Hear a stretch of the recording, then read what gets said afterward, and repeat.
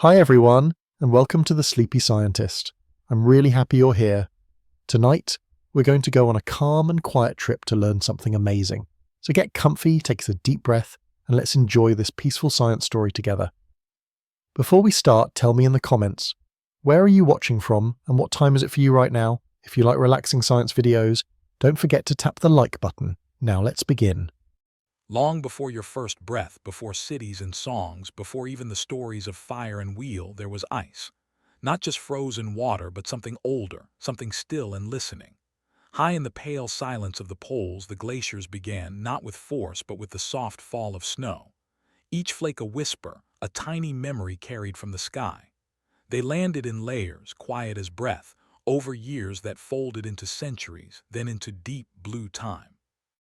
And though no one watched and nothing hurried them, the snow became weight, and weight became ice, and the ice began to remember. This memory wasn't made of words. It was made of air bubbles trapped like ghosts, of ancient pollen caught in crystal, of tiny dust from distant volcanoes and deserts, floating through the sky and gently caught in the folds of snow. Every season that passed laid down a page in the glacier's quiet diary, written not in ink but in pressure and time.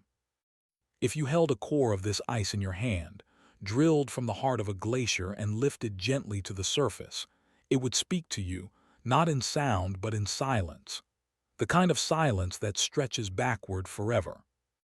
Now imagine drifting above the Antarctic plateau, where the cold feels like a memory itself. There the sky presses down like glass, and the only color is a soft, endless white. But below that white the ice is dreaming, layers upon layers, thousands of years deep. Some glaciers are older than language, older than the shape of the continents. They move, but so slowly you wouldn't see it if you watched for a lifetime.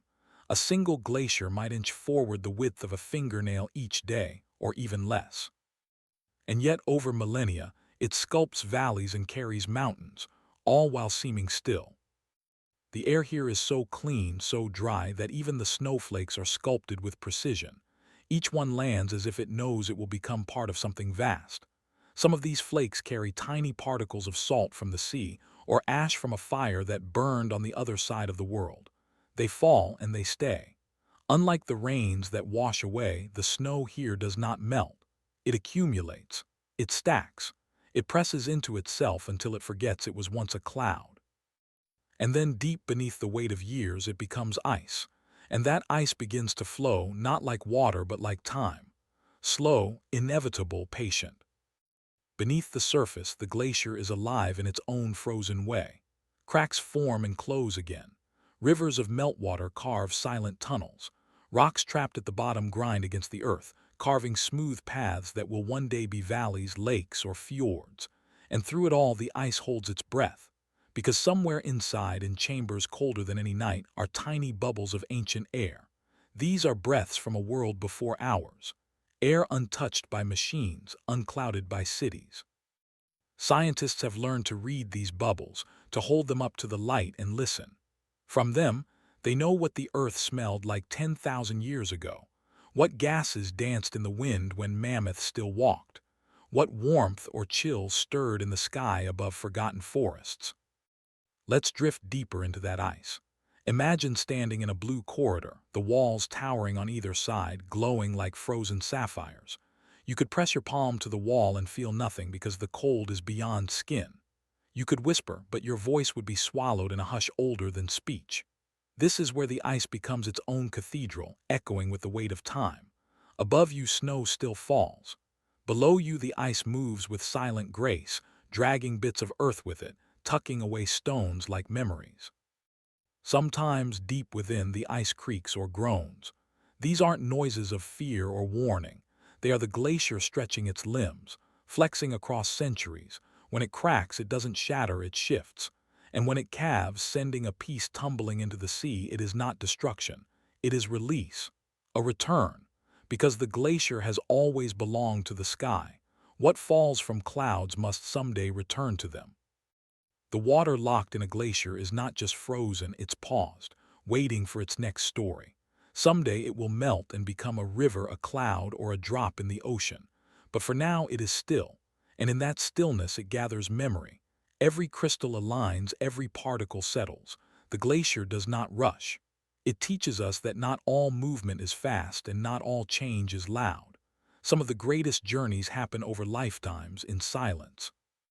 The people who live near glaciers have learned their moods.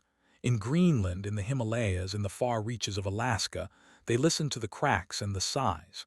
They see when the glacier turns blue with sorrow, or when it gleams white with hunger. They watch as it carves valleys that will become rivers for their children. They respect it not for its power, but for its patience. They know that the glacier is not just frozen water, it is frozen time. And just as time can heal or harm, so too can the glacier. It nourishes rivers in spring, it cools the planet in summer. But when it retreats, when it melts too fast, the balance is lost. The glacier collapses not with rage, but with sadness. A slow weeping into the sea, and in its loss we lose memory. We lose the air of 1,000 years, the dust of ancient fires, the breath of extinct flowers. But for now, in this moment, the glacier still stands. Quiet, vast, remembering. Beneath moonlight or sun, in silence or in wind, it holds its story close. A story written in snowflakes. A story that began before us and will, if we listen gently, whisper long after. You can almost feel it now, the weightless hush of falling snow, the soft pressure of years gathering under your feet. You can almost hear the breath of the sky trapped in crystal. The glacier is not cold in the way a stone is cold. It is cold like memory, cold like a lullaby sung by the earth to herself. And if you lean close enough, you might hear the beginning of that song. Let's drift deeper into the slow, gleaming heart of the glacier, where time moves so gently it's almost still. Down here, light changes. It softens. The world becomes blue and dim like the quiet space beneath a wave. The walls press inward, not in fear but in embrace. This place is ancient, yet always becoming. What was once air became snow. What was once snow became ice. What is now ice becomes memory, holding in silence what the rest of the world has forgotten. You can feel it all, the distant fires, the soft fall of ash, the breath of a tree from thousands of years ago. It's all held here, untouched. As the glacier deepens, so does its knowing. It stretches for miles, weaving through mountain passes, spilling gently over valleys like syrup of time. It does not shout its progress. It does not mark it with flags or fences. Instead, it presses forward with a patience that no living thing can match. Trees may rise and fall. Rivers may wander and fade. But the glacier moves with the rhythm of the planet's long breath. It shifts in quiet, obedient to temperature, to snowfall, to the heat that hums beneath the crust of the earth. In this way, it listens to the world more closely than we do. It moves in answer to whispers we no longer hear. You might wonder what happens beneath this frozen giant. Far beneath your feet, past the oldest layers of ice, there lies something softer, something secret. A thin sheet of meltwater glides along the bottom like a ghost. It is warmer than the ice, but still colder than rain. It helps the glacier move, lifting it gently, smoothing its path. Sometimes the glacier carries with it great rocks, entire boulders frozen into its base. These stones scrape and grind against the earth as they travel, leaving behind deep grooves, markings that future scientists will one day read like runes. These subglacial rivers are invisible, yet they shape everything. They carve channels. They press sediment into new places. They feed tiny lifeforms, bacteria that survive in the darkness, untouched by light, untouched by time. These microbes do not need sunlight or wind. They live off minerals, off ancient chemical dreams. They are reminders that life doesn't always need warmth to bloom, that sometimes the coldest places hold the oldest forms of life. That even where the sun cannot reach, the earth still stirs. Far above, on the glacier's surface, the wind sweeps across with gentle hands. Snow blows into soft ridges and delicate spines. Sometimes the wind sculpts little waves, frozen in mid-crest. These shapes last for days, sometimes weeks. They shift slowly with the weather, erasing yesterday's lines and writing new ones. The glacier becomes a notebook of snow, rewritten by the sky. It's always changing, always new, and yet the same glacier remains beneath, old, unblinking, unmoved by the surface games of light and air. And when the sun appears, low and cold on the horizon, it spills light like silver across the ice. It glints and dances, catching on cracks and crevices, revealing a quiet world of texture and motion. On rare days, the glacier shines in colors, not just white or blue, but green, violet, even gold. This is when the light passes through bubbles or crystal structures in just the right way. It's like the glacier is speaking through light, whispering poems in colors we almost remember. Let's pause and listen to one of those whispers. It might say, "I saw the stars change places. I saw forests grow where deserts now lie. I saw great beasts walk across my skin and I never flinched. I held their footprints for centuries, then let them go." The glacier remembers what we forget. It carries stories that no book can hold because they are written not in letters but in weight and drift. They are carried not by voice but by stillness. In Greenland, some of the oldest ice has been dated back over 100,000 years. Imagine that each breath inside those bubbles, each fleck of dust, is older than the pyramids, older than the paintings in caves, older than the earliest words. And yet, if you touched that ice, it would feel no different than the snow outside your door. Time, it seems, wears simple clothing. It hides its depth behind the plainness of cold. There is a part of the glacier called the Firn. It's the in-between place where snow is slowly becoming ice. It isn't fluffy anymore, but it isn't solid yet either. It creaks underfoot, compressing with each snowfall, each step. The Firn is where the transformation happens, not all at once, but gently, like dusk turning to night. Scientists sometimes camp on these Firn layers, digging deep to take samples, to measure how fast the snow is changing, how much memory is being made. They move slowly, respectfully, as if inside a museum of time. And then in the deepest parts of the glacier, strange things happen. Layers fold in on themselves. Old snow from 10,000 years ago may sit above snow from just 1,000 years past. The glacier is like a great book whose pages have been shuffled by the weight of time. It doesn't mind. It keeps everything. Every chapter, every layer, every breath. It forgets nothing. And in that forgetting nothing, it becomes a teacher, one who does not speak loudly but who waits for us to learn how to listen. When we drill into the glacier, we don't break it, we ask it for permission. Ice cores are extracted with care. Cylindrical columns lifted up like scrolls. Each one tells a story in its own language, the shape of its bubbles, the color of its layers, the dust it carries. Scientists read these cores not just for science but for poetry, because in the deepest part of each core there is a hush, a stillness so pure that even machines fall silent. That's where the glacier hides its softest truths. Some of these cores are kept in vaults, deep underground, far from heat or light. They are protected like precious relics because they hold the memory of a world that no longer exists. A world before coal, before oil, before metal ships crossed oceans. A world lit only by sun, moon, and fire. By protecting these ice cores, we protect our understanding of what the Earth once was, before we made it louder. And yet the glacier does not judge us. It simply continues. It melts or grows as the planet commands. It does not protest, does not cry out. But sometimes when great shelves of ice fall into the ocean, the sound echoes for miles. Not a scream, but a farewell. A deep groan followed by the soft sigh of splash and steam. It is not anger, it is release. Because the glacier knows that all things must move, must change, must end. You can almost feel that truth now as you stand on its surface, looking across the endless white. The horizon wavers in the pale sun. The snow beneath your feet is not just snow, it is history waiting to rise, and within it the glacier continues to write. Each snowfall another line, each frozen bubble another word. The glacier does not need us to remember, it remembers for us. And so we walk gently here. We listen.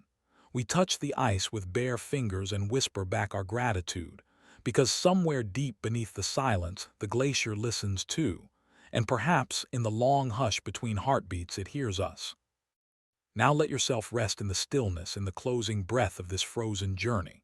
We are inside the glacier's final thoughts, where the silence is deeper than night, and the cold is softer than snow. Here, deep within the crystal walls, the ice begins to hum, not with noise but with memory. It is a hum of quiet release of endings that began long ago. The glacier has carried so much, mountains worn down to dust, valleys carved with invisible hands, the echoes of skis that no longer exist. It has held them all gently, faithfully, without complaint, and now slowly it begins to let them go. Outside, the world has warmed. The seasons come faster now, and the air carries a new kind of heat, one that the glacier does not know how to answer. The snow that once fell steadily year after year comes now in flickers and bursts. Rain replaces it in places where snow should have stayed, and the glacier, quiet and loyal, begins to thin. The melt begins not with noise but with a single drop, then another, then more. The surface softens, the deep blue becomes pale, and the ancient layers begin to weep.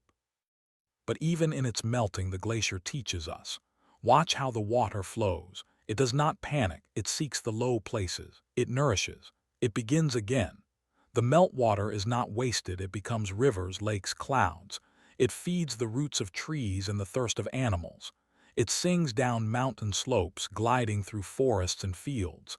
And in each of those places, it leaves a trace of where it came from. It carries with it the minerals of old stone, the stories of wind and dust, the breath of a world long past. Even as it vanishes, it gives. Some drops return to the sky, rising up in steam and mist. They become part of clouds sailing across oceans. Others fall into the sea, mingling with salt, drifting in currents that circle the planet. The glacier does not cling, it releases, slowly, graciously. It teaches us that to melt is not to end, it is to transform. The same water that once fell as snow now climbs again as vapor. It moves in cycles, always returning, always new. And though the glacier itself may disappear, the memory of its cold breath lingers in the winds. In some places, small flowers bloom in the wake of retreating ice. Moss creeps across the bare rocks, gentle and green. Seeds that waited 1,000 years beneath the glacier's weight now sprout toward the sun. The earth is patient. It does not rush grief. It allows time for healing. And the land, exposed after centuries of sleep, begins again in silence. A single blade of grass becomes a forest. A tiny stream becomes a river. Life remembers how to return. And so do we. We remember by walking slowly near these shrinking giants, by listening to their last creaks, by studying their cores and layers not to control them but to understand. Scientists camp on their edges, listening with machines, drilling with care, hopping to capture the last breath before it escapes. Their notes are quiet. Their work is sacred. They know that what melts now will not return in our lifetimes, that some stories, once lost, cannot be rewritten. Yet even as glaciers disappear, others remain. In the shadows of tall mountains, in the high folds of the earth, they sleep on, smaller perhaps, but still alive, still remembering. And in them there is hope, not the loud kind, but the quiet sort, like a sunrise over snow, like a breath held in cold air, like the hush before snowfall. These glaciers whisper, "We are still here, for now." And that "for now" is enough to listen, to protect, to cherish. The wisdom of a glacier is not in its size but in its stillness. It tells us that change can be slow and still be sure, that what moves quietly may still shape the world, that what holds memory may also hold mercy. When we stand before a glacier, we are not looking at ice. We are looking at history, written in layers too deep to count. And when that glacier melts, it does not vanish, it returns to the sky, waiting for its next fall. Close your eyes now. Imagine that snowfall, soft and unhurried. The wind carries each flake like a wish. It lands not to vanish, but to begin. Somewhere a new glacier is starting. The first snowflakes are falling, gentle as dreams. They rest one upon the other, beginning the slow, quiet work of remembering. It will take centuries, maybe more. But the glacier is not in a hurry. It knows that time is not lost, only carried forward. And in this way, the glacier becomes not just a monument to the past, but a promise to the future. A slow, soft promise that what is quiet can still endure, that what seems gone may one day return, that the sky and the snow and the sea are all one story, told again and again in different forms. A glacier may collapse, it may melt, but the breath it took is still with us, in the clouds, in the rain, in the rivers that hum beneath our feet. So when you think of a glacier, think of it not as a block of ice, but as a lullaby, one sung in slow motion by the earth, one that holds you without hands, that cools your thoughts, that slows your heart, that reminds you that you are part of something ancient and soft and kind, something that drifts, that waits, that breathes even in silence. This is the glacier's gift, its gentle collapse, its calm surrender, not an end but a return to flow. There is a quiet rhythm to the earth, a slow inhale and exhale that you cannot hear with your ears but your skin somehow understands. It comes from the deep places where cold settles like sleep and light touches only the highest peaks. This rhythm breathes not with lungs but with ice, not with sound but with pressure and thaw. It is the breath of glaciers, not fast or hurried but soft and sprawling, like the tide, like the wind, like something older than any clock. A glacier, you see, is not just a frozen river. It is a living breath of the earth, stretched across centuries. In the coldest regions of the world, where the stars shine brighter and time seems to stretch like frost along a window pane, the glaciers lie sleeping. But they are never truly still. Beneath the surface, where the ice turns from powdery white to deep ocean blue, there is movement. You cannot see it unless you wait 1,000 years. But it is there, flowing ever so slowly, curling around mountains, pouring gently through valleys carved long ago. And with this motion the glacier breathes. It expands with snowfall. It contracts with warmth. It responds to seasons in a language far older than ours. The breath of a glacier is not shallow. It spans decades. In winter, new snow adds weight. It presses down, sinking into the body of the glacier like a soft sigh. The air trapped in these new layers joins the glacier's long inhalation. In summer, the surface begins to melt. The topmost layer softens, forming tiny rivulets that sparkle in the cold sunlight. Some water escapes and some slips back into the glacier's belly, cooling its core. This slow pattern continues year after year, snow in, melt out, like a lung rising and falling with time. Now imagine yourself resting at the edge of a glacier where the ice meets stone. The air is still, but it carries a breath colder than any breeze. Beneath your feet, a hidden pulse. The glacier is moving almost imperceptibly like the sleeping chest of a giant. It creeps downhill, drawn by gravity and the soft warmth that builds deep inside. This movement is breath too, not of air but of pressure. The glacier stretches forward, reshaping the land beneath it. It exhales stone and dust, pressing the earth into new shapes. Inside the glacier, the breath is even quieter. Down where light cannot reach, meltwater flows in thin streams, lubricating the glacier's slow crawl. These subglacial rivers are ancient. They twist and turn, carving hidden paths. Some of them form when summer warmth reaches deep enough to kiss the ice from below. Others rise from geothermal heat, seeping upward like a secret whisper from the planet's heart.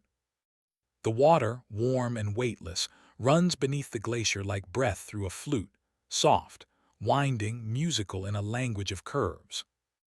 Sometimes the glacier exhales in sudden, surprising ways. A chunk of ice may calve from its edge and crash into the sea, sending up a cloud of mist. This is not a scream, it is a sigh, a slow release of weight that has grown too heavy to carry. The sound echoes through fjords, across mountain ridges, and vanishes into sky. This too is breath. A glacier can only hold so much before it must let go. Just like lungs, after a long inhale, there must come an exhale, and in that release, new space is made. The glacier settles, the earth listens. But glaciers breathe differently in different places. In Greenland, the breath is heavy, deep, almost mournful. The weight of the ice is vast and the melt is swift. The glaciers here exhale more than they inhale, shrinking with each passing summer. In Antarctica, the breath is slower, older. The ice there is thicker, colder, more stubborn. It exhales slowly with the weight of millennia. And then there are the mountain glaciers, smaller and quicker in their breath. They respond to changes in the sky with a delicate sensitivity, growing and shrinking with each whisper of temperature, each flicker of snowfall. You can almost hear them if you listen closely, not with your ears but with your attention, the way snow settles, the way water drips in silence, the way the air feels dense and clean beside the ice. These are the glacier's lungs at work, expanding and releasing in slow poetry. In the folds of the ice, in the shimmer of trapped bubbles, in the grainy crunch beneath your boots, you are walking inside the glacier's breath. And just like your breath is part of you but also part of the world, so too is the glacier's breath part of a larger cycle. The snow that falls came from oceans warmed by sunlight. The meltwater that escapes joins rivers that feed forests, lakes, and eventually the sea again. The clouds that rise will someday return to fall once more. The glacier is one breath in the planet's long, slow inhale and exhale, one pulse in the heart of climate and sky. There are scientists who measure this breath. They place stakes into the ice and return year after year to see how far the glacier has moved, how much it has thinned or grown. They track meltwater, study air bubbles, read temperature like you might read a pulse. To them, each glacier is a body, alive, responsive, precious.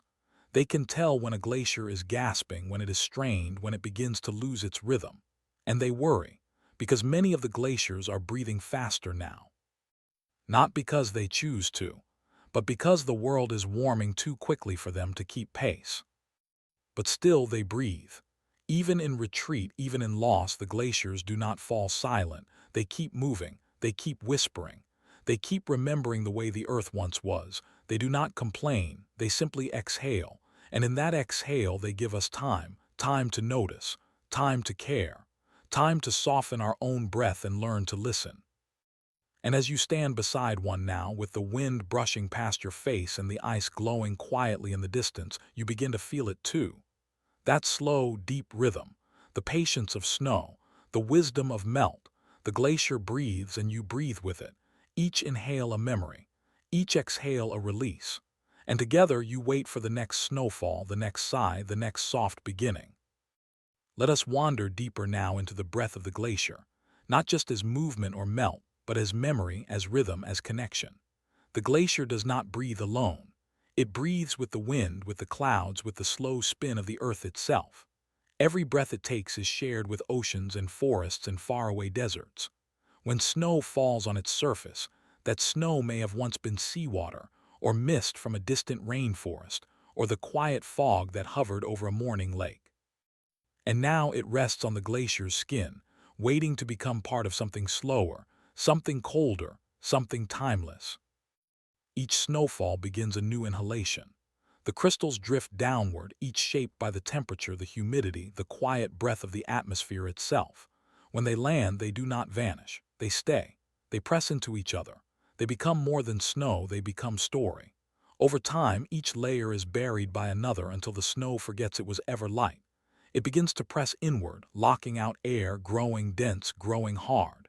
It is in this slow squeeze, this compression, that the glacier inhales. It takes in weight, in time, in silence. The glacier's breath flows not only downward but also inward. The pressure from above causes the deep ice to shift, to recrystallize. Molecules align into long, graceful chains. Air is caught in tiny pockets. The glacier holds these breath bubbles like tiny lanterns from the past, glowing softly with memory. These are not just spaces in the ice, they are moments. The air inside them is older than history, older than your oldest dream. It tells of climates long vanished, of forests turned to grasslands, of winds that once moved differently through the world. These breaths were captured not by accident, but by the glacier's quiet promise to remember. As more snow falls, the glacier continues to rise, just as your lungs rise with breath. But even as it grows upward, it moves forward. The ice slides downhill, pressed by its own mass, shaped by the land beneath it. This movement is part of its breath as well, a kind of walking breath where every inch gained is also a soft exhale into the future. And though the pace is slow, it is sure. Some glaciers move inches per day. Others, barely a fingertip's length each year, but they move always. Never truly still. Beneath this shifting mass, life quietly unfolds. In hidden chambers where meltwater pools in darkness, tiny organisms thrive. These are extremophiles, creatures who have learned to live without sun, without warmth. They breathe chemicals instead of air. They feed off minerals in time. Some of them may be ancient, awakened from frozen slumber after centuries of sleep. Others are new, born of this strange world where cold and pressure dance. Together, They remind us that breath does not always need lungs. That life can whisper, even in ice. The glacier's breath also touches the skis. As sunlight warms the surface in summer, a thin mist sometimes rises. This is not steam like you see from boiling water. It is a cold exhalation, a delicate fog that drifts upward and vanishes. Some of this mist becomes cloud. Some returns to the glacier in the form of snow, and some travels across the globe, riding high over mountains and oceans. A single breath from the glacier may fall again as snow in a place you've never seen. The cycle continues. Inhale, exhale, freeze, melt, stillness, flow. Sometimes this breath is interrupted. A sudden warmth comes too sharp too soon. The glacier gasps. Surface melt spreads like glass over the ice. Tiny lakes form in depressions. They shimmer blue and unblinking. And then they vanish, sinking down through cracks, diving deep into the glacier's heart. These meltwaters are called moulins. They rush through the ice like veins, feeding the movement from within. They can speed up the glacier's motion. They can make it breathe harder, faster. Not because it wants to, but because it must. This is happening more often now. The breath of many glaciers has become irregular. The rhythm, once steady, now stumbles. Summers grow longer, winters shorter. The melt outpaces the snowfall. The glacier begins to lose more air than it gains. It exhales too deeply. It grows thinner, quieter. In some places, the breathing has nearly stopped. Glaciers that once stretched across entire valleys are now thin ribbons or broken patches clinging to shaded cliffs. Where they once carved deep into the earth, now they rest like sighs fading into silence. And yet in the quiet of this retreat there is still beauty. There is still wonder. The patterns on the ice, blue lines, cracks, and swirls tell stories of past breaths. The surfaces reflect light in ways that no other object can. A glacier can take the low sun and scatter it into 1,000 shades of silver and blue. It can hold a shadow for hours, even days, without letting it fade. It slows time not by force but by presence. When you stand near one, the world hushes. Even the wind becomes careful, reverent.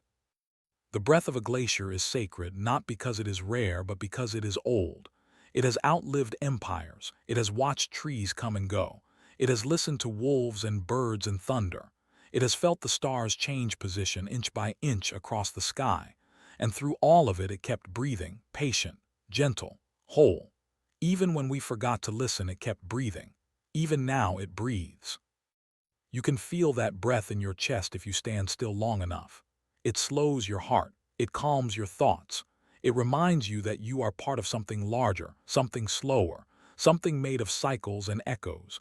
The glacier does not speak, but it teaches. And its breath is its lesson, that even in silence there is motion, that even in stillness there is change. So the glacier continues as long as it can. It inhales the snow. It exhales the melt. It carries the past beneath its surface and it pushes softly into the future. It asks nothing. It offers everything, and all it wants is time. Let the last part of this breath carry you gently now, like the hush of wind across frozen cliffs. The glacier is not finished, though its edges may melt and its body may shrink. Even as the warmth creeps higher each year, even as the seasons shift like unfamiliar tides, the glacier still breathes. That breath may falter. It may grow thin, uneven. But it continues, and in continuing it leaves behind a final gift. Not just water, not just sediment, but shape. The breath of a glacier carves the land. And even as the glacier retreats, its breathing has already transformed the world. Look around the places where glaciers once lay, and you will see the memory of their motion etched into stone. Valleys shaped like bowls, called cirques, were once the glacier's resting places. Long U-shaped canyons, deeper than rivers could ever cut, were formed by its gentle, persistent exhale. Great mounds of rock and soil, moraines, mark the glacier's reach, like footprints left behind by a giant that walked slowly across the earth. These are the traces of breath, not erased but engraved. And what happens to the breath once it leaves the glacier? It becomes lake and stream. It gathers in pools of glassy blue. Some lakes shimmer high in mountain bowls, cradled where the glacier once curled itself to sleep. Others stretch wide and deep, their waters fed year after year by melt. These lakes reflect the sky so purely that you might forget they are water at all. They hold the memory of ice in their cold clarity. Birds fly over them. Fish swim within them. People build homes near them, not always knowing that their water is the glacier's last whisper. Downstream, the breath moves faster. It tumbles in rapids, swirls through valleys, carries with it minerals, nutrients, silt. It nourishes the plains and forests. It helps crops grow. It fills aquifers beneath cities and farms. And all of it began in silence, in the slow press of snow into ice. That is the miracle of this breath. It begins with stillness and ends with life. It is a long, unfolding exhale stretched across continents and generations. And even when the glacier is gone, the breath continues in every drop that touches the soil. But the breath of a glacier does more than shape the earth. It shapes the sky. As glaciers shrink, their surfaces darken, less light is reflected, more warmth is absorbed. The rhythm of global temperatures begins to change. Sea levels rise as the breath melts into oceans, disrupting currents and tides. Weather patterns shift. Storms grow stronger or stranger. Droughts last longer. And in this way, the glacier's breath becomes a message, one we can no longer ignore. The glacier is not just breathing for itself, it is breathing for the planet. And yet, even in this warning, there is grace. For when we pause and look at a glacier, not through numbers or graphs, but through wonder, we find connection. We begin to breathe more slowly ourselves. We learn what it means to hold space, to be patient, to listen to change. A glacier does not chase the future, it accepts it. It does not rush toward the past, it carries it. And in this balance between holding and letting go, we see something we need now more than ever: how to exist without hurrying, how to move without harm. Many who walk upon glaciers speak of a strange feeling, not fear, not excitement, something deeper. As if standing on ancient breath makes their own breath more meaningful. You become aware of your footsteps, of your warmth, of the beating of your heart. You feel small but not unimportant. You feel temporary but also woven into the long fabric of time. You feel, perhaps for the first time, what it means to belong to a planet that is alive. The breath of a glacier is not just physical. It is emotional, spiritual, poetic. It moves through more than just air and ice. It moves through memory, through hope, through grief. When you watch a glacier melt, you are not only seeing ice become water, you are seeing time become change. You are witnessing a long-held breath finally released into the sky. And that moment, quiet, slow, undeniable, is one of the most powerful truths of the natural world. But not all is loss. In some places, new glaciers begin to form. Snow falls where it had not before. Wind shifts, bringing cold to unexpected ridges. And while these new glaciers are smaller, younger, less certain, they remind us that the breath has not stopped. It is simply moving, changing lungs, changing rhythm. The earth still breathes, just differently. And if we protect it gently, wisely, it may yet inhale again. So what can we learn from the glacier's breath? That everything living has a rhythm. That even what seems silent is speaking. That breath is not just survival, it is presence. To breathe like a glacier is to live with patience, to move with intention, to carry both history and hope in equal weight. It is to exhale without fear and to inhale with trust. It is to melt, to flow, to shape, and to rest. Close your eyes now and imagine standing once more beside that great sheet of ice. The wind is quiet. The sky is low and pale, and somewhere beneath your feet the glacier breathes. You breathe too, not in sync perhaps, but in sympathy. In that shared rhythm of cold and calm, of letting go, of becoming, the breath continues, the story deepens, and somewhere in the soft distance, new snow begins to fall. Beneath the stillness of a glacier, beneath its thick skin of frozen time and pale silence, something unexpected flows. Where you might expect only stillness, there are rivers, not the kind that ripple in sunlight or babble over stones, but quiet streams that slip in darkness, hidden deep within the belly of the ice. These rivers have no names on maps. They carry no boats, host no reeds or frogs. Yet they move with purpose, carving paths through cold walls, shaping the glacier from the inside out. These are the secret rivers, born of melting ice and gentle pressure, breathing life into the coldest corners of the earth. You would not see them from above. From the air, a glacier appears as a white expanse, solid and eternal. It seems unmoving, unchanging. But beneath its surface lies an unseen world. There, water slides over bedrock, threads through narrow tunnels, pools in hidden chambers. It seeps from the base of the glacier and gathers into flow, a quiet chorus of motion beneath the weight of ancient ice. These rivers may be just a few centimeters wide, or they may stretch for kilometers, following the contours of the land below. Some vanish suddenly into moulins, deep shafts that plunge from the surface down into darkness, while others emerge slowly from the glacier's snout, as silty water slipping into a valley. This water is not warm, but it is warmer than the ice. It carves gently, not with speed, but with time. It polishes stone, lifts sediment, carries the stories of the glacier's body down into the earth. In some places it pulses like breath, fast during the day when sunlight warms the surface, slower at night when everything stills. These rhythms are ancient, responding to seasons, to light, to the soft turning of the earth. And though these rivers are small, they hold great power. They are the arteries of the glacier, the quiet carriers of transformation. Imagine standing on the surface of a glacier, unaware that below you, water rushes through tunnels like veins. You might feel a vibration beneath your feet or hear a faint murmur like wind trapped underground. Scientists have lowered instruments into these places, listening to the sounds of the hidden flow. What they hear is unlike anything else, a blend of creaking ice, dripping water, and distant rush. It's a music that never touches air, a song for stone and shadow.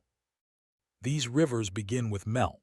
On the glacier's surface, the sun coaxes drops of water from snow and ice. These droplets gather into rivulets, then streams, then lakes. Some of this water evaporates into the thin air, but much of it finds a crack, a weakness, a hidden passage, and begins its journey downward. Through fractures in the ice, it descends, driven by gravity and persistence. This descent can be slow, patient, full of twists and pauses. Or it can be sudden, as a moulin opens wide and swallows a stream whole. Either way, the water enters the dark. Inside the glacier, the path is rarely straight. The ice presses inward, shifting constantly, reshaping tunnels with pressure and time. Some passageways collapse, others widen. A single river may change course many times in a season, guided by the glacier's slow breathing. The water flows where it can, always downward, always forward. It carries with it the melt of the surface and the whisper of change. Along the glacier's base, the rivers meet rock. Here, the flow scrapes and scours, grinding the glacier downward. The rocks are smoothed into curves. Particles are carried away in suspension. This action creates landscapes, broad U-shaped valleys carved not by wind or rain but by water and darkness. In this way, the hidden rivers shape the world without ever being seen. Their work is patient, invisible, vast. Sometimes the water pools. It gathers in hidden lakes beneath the ice, subglacial lakes that can span miles. These lakes remain liquid even under kilometers of pressure, warmed by geothermal heat from the Earth's core and insulated by the ice above. They are some of the most isolated places on Earth, untouched by surface air, sealed for tens of thousands of years. And yet, even here, there is life. Microbes float in the cold water, adapted to total darkness, to ancient chemistry. They survive not in spite of the glacier, but because of it. These subglacial rivers and lakes are clues to how life might exist elsewhere. On Jupiter's moon Europa, or Saturn's moon Enceladus, thick ice covers possible oceans. Scientists look to Earth's glaciers to understand how water, hidden beneath pressure and cold, might carry life across the stars. In the secret rivers of Antarctica, we find echoes of alien oceans, a reminder that even in the quietest places, life stirs. But these rivers do more than inspire wonder. They matter deeply to the rhythm of the planet. As they flow, they affect how glaciers move. Water at the base of a glacier reduces friction, allowing the ice to slide more quickly. In some places, sudden pulses of water cause the glacier to surge forward, shifting meters in a single day. These bursts are brief but powerful. They can reshape landscapes, break apart ice shelves, flood valleys. And they are all born from meltwater, gathered in silence, unleashed in motion. In summer, when melt is strong, the rivers run high. The tunnels beneath the ice widen. Flow increases. In winter, the rivers shrink or freeze or vanish altogether, waiting for the warmth to return. The glacier responds to these cycles with movement, with creaks and sighs, with slow rearrangements. Its breath is linked to these hidden waters, and its memory is carried by their flow.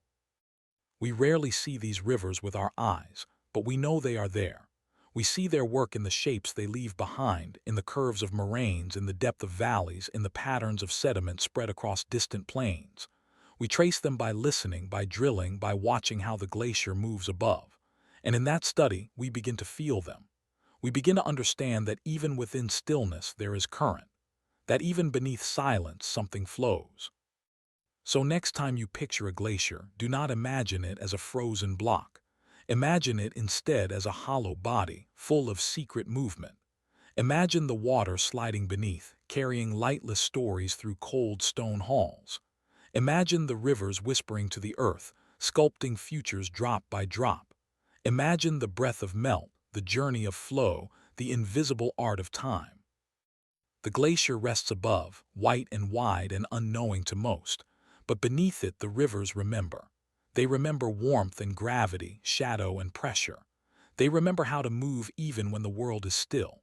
And in their quiet, flowing way they remind us, beneath every frozen surface there is life in motion.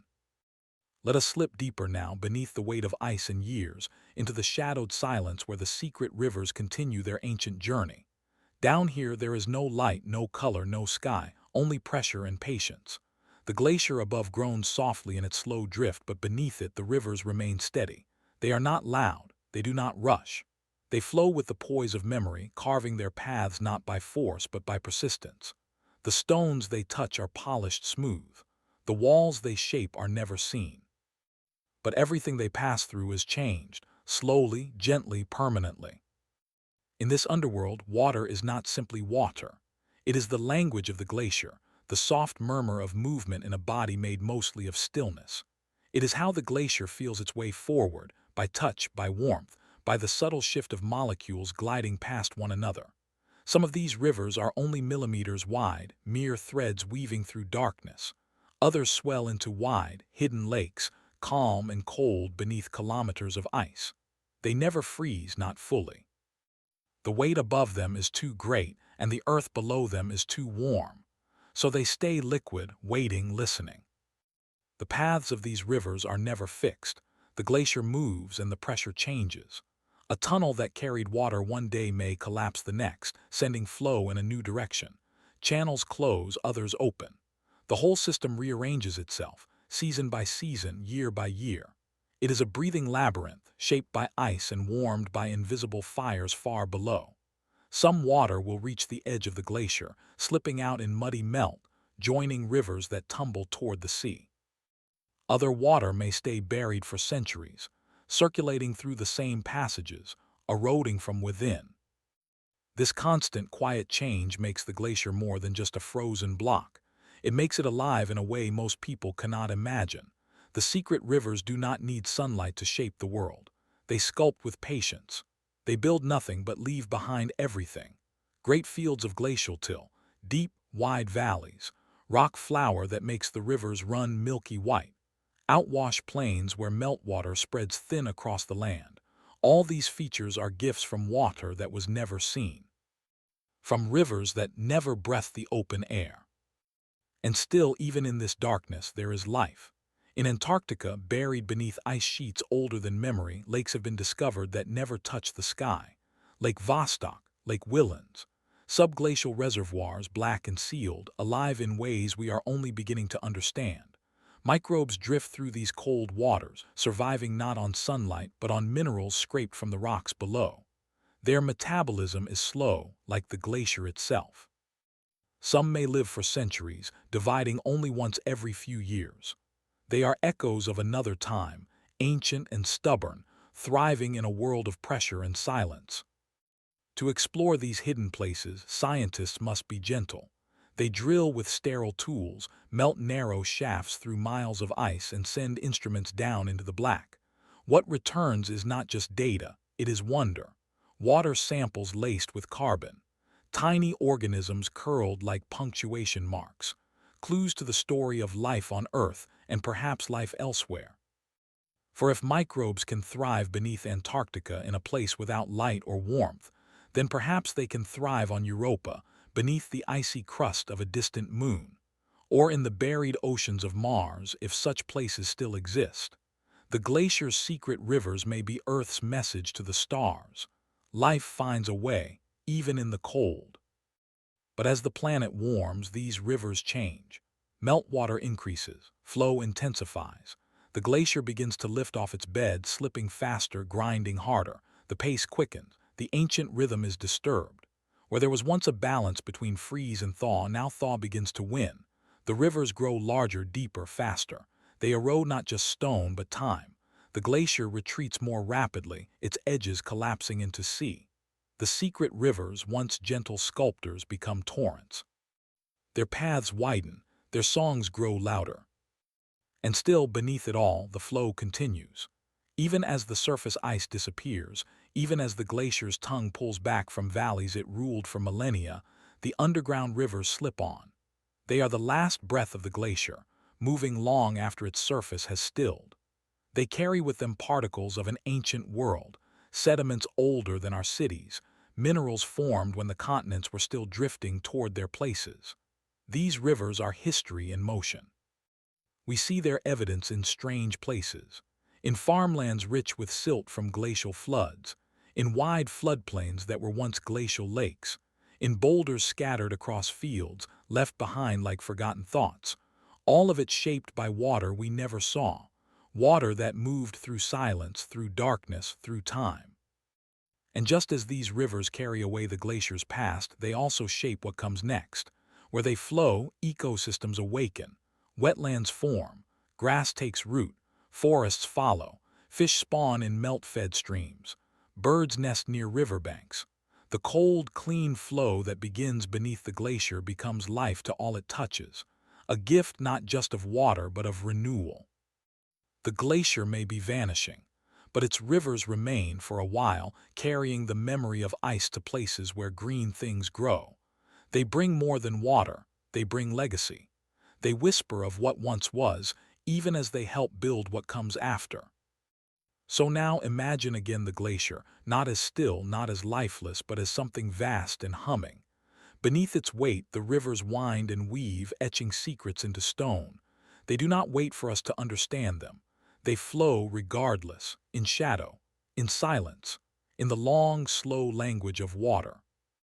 Let us remain here for a final while, drifting with the hidden rivers beneath the glacier, where no sunlight has ever touched and where time flows in liquid threads. The glacier above may crack and melt, but down here, in this shadowed realm, the water continues its gentle journey. This is not an ending, but a continuation, an unseen exhale in the breath of earth. The rivers do not know hurry, nor do they understand permanence. They move because they must, carving space in silence, retreating through darkness, dissolving the old into the new with each passing drop. The water here remembers everything. It remembers how it was once cloud, once ocean, once flake of snow falling on a quiet winter field. It remembers the centuries it spent compressed into ice, frozen in blue stillness, waiting for warmth to call it back to motion. And now, as it moves under the glacier's weight, it touches stone laid down before there were birds in the sky. It slides across ancient crust, smoothing it, softening it, making room for something else to begin. It does not speak in voice but in shape, in curve and channel, in valleys that will outlast the glacier itself. Some of these rivers flow for days or weeks before they emerge. Others may remain hidden forever, their paths buried beneath collapses of ice, rerouted by the glacier's slow shifting. Occasionally, they emerge from beneath the snout of the glacier, spilling into sunlight with a sudden clarity, milky with silt and sharp with cold. These glacial outflows seem simple, but they are the result of long, unseen journeys. They are the voice of the glacier, finally rising into air. They speak softly at first, little trickles that widen into streams. But when the glacier releases more water than it can contain, these rivers can surge. Yerkolop's glacial outburst floods can burst forth with force enough to reshape valleys overnight. What began as a quiet journey beneath the ice becomes a flood of transformation. The land remembers, trees bend, boulders roll, whole hills may vanish. It is as if the glacier has wept all at once, unable to hold its burden anymore. But even the gentlest rivers beneath the glacier carry change.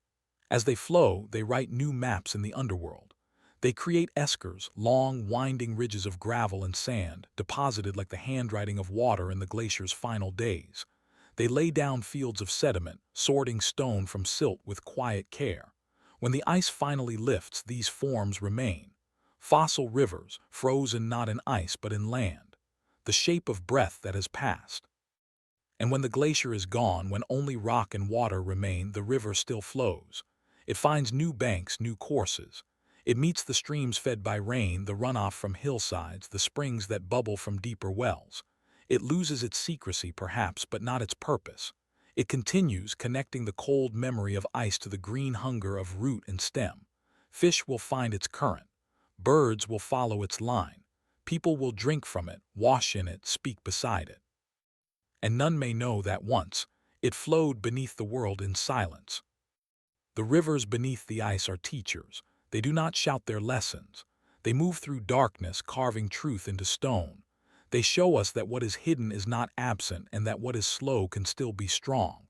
They remind us that creation does not always come with sound or fire. It may come with dripping water, soft and relentless, with the careful hands of patience, with the cool breath of things unseen. Even now, under thinning glaciers, these rivers continue.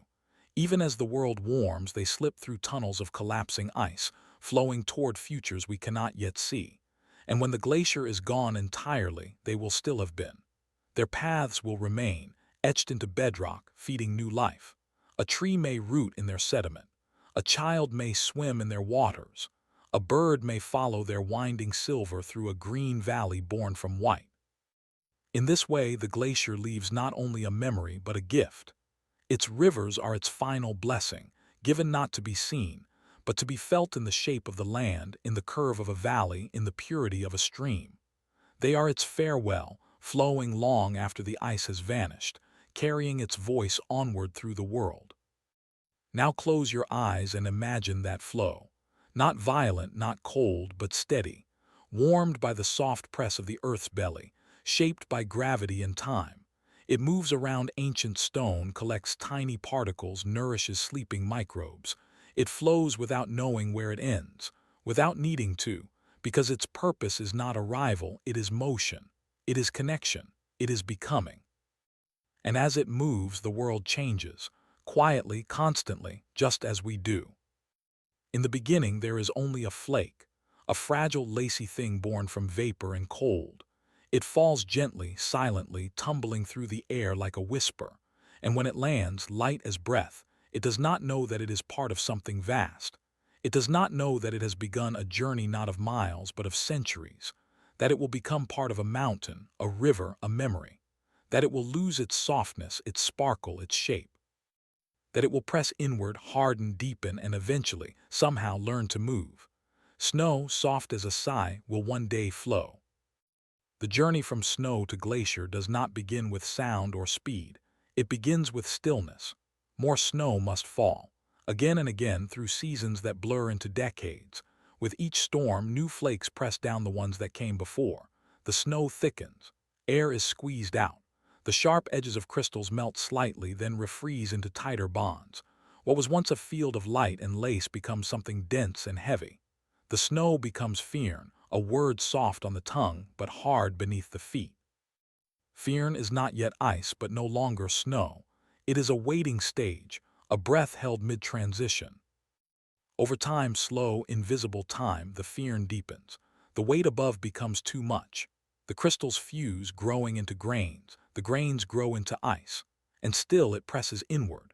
The glacier is born not all at once, but grain by grain, compression by compression. It takes 50 years, sometimes 100. It depends on the cold, on the snow, on the silence of the valley. But eventually the glacier forms, not as a sudden body, but as a gathering of memory too heavy to remain still. And then the glacier moves. Not like a stream, not like a breeze, but like the slow bend of time itself. It flows not because it is soft, but because it is strong. The weight of ice stacked high over centuries presses down on the layers below. The molecules within the glacier begin to slip past one another. The base grinds against stone, lubricated by meltwater. The center bulges forward. The top fractures, forming deep, clean crevasses. All of it, this cold, silent body, begins to slide, drawn by gravity, guided by the slope of the land. It flows. You would not see this movement in a moment. You would not feel it with your hand, but if you waited long enough, you would watch the landscape shift. You would see the glacier's tongue inch into the valley, push over boulders, swallow trees, shape stone. You would realize that flow does not require speed to be powerful, that even something born of snowflakes can carve through granite. The glacier remembers every flake that made it, and it carries them forward as one body. This is how snow learns to flow, by surrendering its form, by allowing itself to become part of something greater. No single flake survives intact. No pattern remains. But the story continues. The snow becomes movement. It becomes sculptor and traveler, river and relic. It becomes force. And this force is not blind. It sees with pressure, with temperature, with the curve of the mountain. It knows where to go. It finds the paths of least resistance, just like water, but with patience. It moves around peaks, splits into branches, joins again. Some glaciers crawl. Some surge, briefly gaining speed before slowing once more. Each one is different because each one has known a different history of snowfall, sunlight, and silence. And inside the glacier, the flow is not even. The bottom drags. The center slides. The top breaks. Crevasses open like mouths in the surface, wide and deep, exposing the blue heart of the glacier. These cracks may seem dangerous, and they are, but they are also signs of motion. Signs that the glacier is alive, stretching, bending, reshaping itself in real time. They are where light enters, where snow glimpses the sky again after decades below. The glacier is both weight and grace. It balances pressure with motion. It balances cold with flow. It balances stillness with change. It is never static, though it appears to be. The ice is always shifting, always adjusting, always remembering the path it must take. Even in its deepest chambers, where no sun has touched in 10,000 years, the glacier flows. Sometimes it flows over land already carved by ancestors, a new glacier forming atop the scar of an older one. The snow, fresh and innocent, begins again in a place where flow has happened before. In this way, glaciers are generational. They carry the knowledge of landscapes passed down through layers. They follow the grooves of ancient rivers, the paths of vanished valleys. They know how to move because others have moved before them. The snow does not resist this transformation. It does not cling to its original form. It lets go, it presses inward. It becomes ice, then becomes flow. There is no struggle in this change, only patience, only time. And when you stand upon a glacier, you are standing upon the memory of countless snowfalls, millions perhaps, all joined into one slow, steady movement forward. This flow shapes everything it touches. It wears down cliffs, rounds sharp stones, deepens hollows, it creates lakes, it births new rivers. When it retreats, it leaves behind landscapes of quiet beauty, moraines, outwashed plains, cirques, and hanging valleys. All of it carved not with violence but with persistence. The snow, once delicate, has become an architect, one who builds not upward but outward. And as the glacier flows, it also listens. It listens to the sky above, to the warmth of summer sun. It listens to the earth below, to the rumble of tectonic plates, to the soft heat rising from the core. It listens to the storms and to the seasons. It adjusts its pace accordingly. It flows faster when meltwater increases, slower when snow returns. It is not mindless, it is aware, responsive, attuned. And still it holds its silence. You will not hear it unless you listen very carefully. A distant crack, a low groan, a soft hiss as meltwater slips through hidden tunnels. These are the sounds of flow, the glacier's language.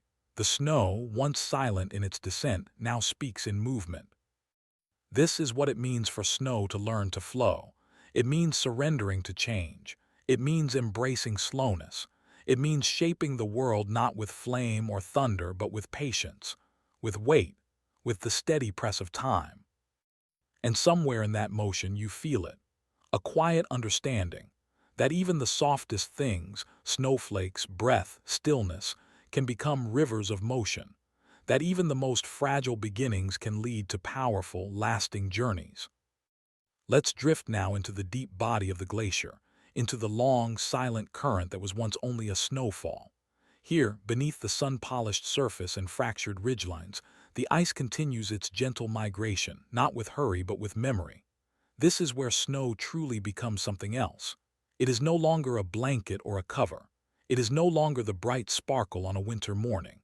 It is motion, guided by gravity, shaped by pressure, and softened by time. It no longer floats, it presses forward, it flows. The inner world of the glacier is not what you might expect. It is not hard and stiff like glass. It is more like a river made of slow crystal. The molecules of ice shift and rearrange themselves under immense pressure, slipping past each other ever so slightly, year after year. The flow is slowest at the bottom where friction holds it back, and fastest in the middle, where the weight above presses downward. This variation creates layers that stretch and bend like taffy, folding over rocks and winding through valleys, silently sculpting the land beneath. You cannot hear it, but the glacier is alive with motion. If you could listen closely, not with ears but with presence, you might sense the low hum of ancient drift, a creak where tension builds, a whisper where meltwater glides through hidden cracks, a muffled crack as ice rearranges itself beneath your boots. The snow that once fell with innocence has taken on responsibility. It is not passive, it is purposeful, and in this deep, compressed place it carries the story of the earth forward. And still it remains itself. Every bit of ice is a memory of snow, layered, preserved, and refined. Within it are tiny air bubbles from skis that no longer exist. Trapped inside are particles from ancient forests, volcanic ash, desert winds, and pollen from trees that grew before the first language was spoken. This glacier, formed of flowing snow, is a library, a frozen archive of centuries, stored not in ink but in crystal. It moves forward, yes, but it does not forget. Somewhere inside this moving body, meltwater begins to pool. Even in the coldest places, a little warmth always lingers, friction, sunlight, or the soft heat rising from the Earth's core. This melt becomes the glacier's pulse. It lubricates the base, helping the ice glide over stone. It finds its way into cracks and tunnels, forming moulins that plunge into the darkness. These vertical rivers carry surface meltwater to the glacier's depths, where it joins the journey. The snow has not only learned to flow, it has learned to carry, to channel, to distribute its movement with grace. The glacier grows with every new snowfall, and yet it flows because of the old. Each winter brings a fresh layer, delicate and white, blanketing the glacier's back. Each summer, some of that snow melts, but what remains compresses down into firn and eventually into ice. The balance is delicate, too much warmth and the glacier shrinks, too much snow and the weight overwhelms the landscape. But in most places, the glacier adjusts, slowly and precisely. It is an instrument finely tuned to the planet's breath. In mountain ranges, you see this flow with your own eyes if you know how to look. A glacier may seem still in the span of a moment, but compare a photograph from today to one taken decades ago and you'll see its path. It has moved, sometimes only meters, sometimes miles. Ice that once sat high on a ridge now snakes through a valley. Its toe has curled into a basin or receded, leaving behind strange rocks and gouged soil. The flow is subtle, but it is unstoppable. There are places where the glacier's flow is interrupted by cliffs, by turns in the valley, by changes in the slope. Here the surface fractures, crevasses open, sharp and deep, exposing the heart of the glacier. These cracks are not signs of failure, but signs of strength. The glacier is adapting, stretching, making room for change. Within their blue walls, you see bands of time, each a different snowfall, pressed into color and clarity. Light enters crevasses like it enters a cathedral, glowing blue and white, revealing the quiet miracle of motion. And yet the flow is not eternal. Glaciers retreat as well as advance. If the snowfall lessens or the warmth increases, the glacier loses more than it gains. The toe begins to pull back. The ice thins. The surface lowers. But even in retreat, the glacier flows. It does not stop. It simply flows in reverse, unraveling the shape it once carved. It leaves behind rocks polished like river stones, valleys scoured to their bones, and sediment that will feed the next landscape. The flow of the glacier does not end when the ice melts. The water continues on into rivers, lakes, and oceans. It evaporates, rises into clouds, and returns again as rain or snow. The snow that once fell on a quiet slope may someday fall again, far away, ready to begin the journey once more. It may settle gently, unaware that it has learned before how to change, how to compress, how to glide. The cycle begins anew. And so snow becomes glacier, and glacier becomes river, and river becomes cloud. The transformation is constant, yet invisible in the moment. It teaches us something rare. That flow can happen even when it feels like nothing moves. That progress is not always loud. That power can be quiet. The snow learns to flow not by changing its nature, but by trusting in time.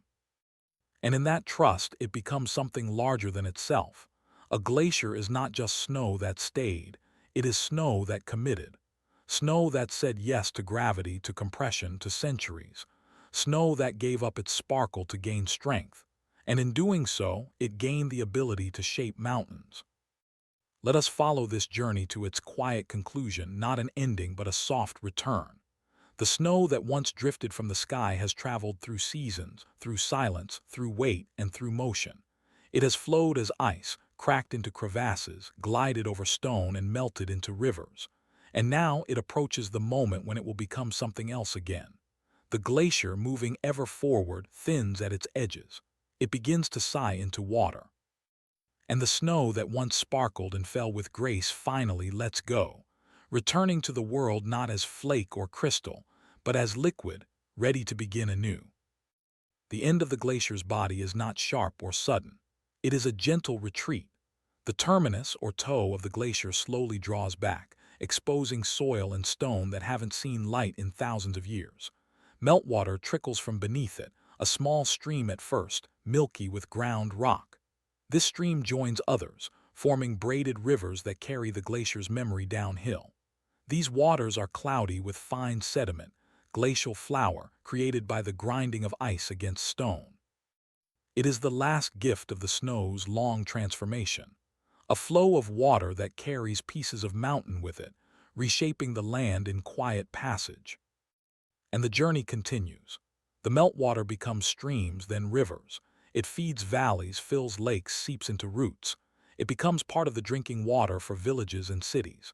It cycles through bodies, through deer, through trees, through you.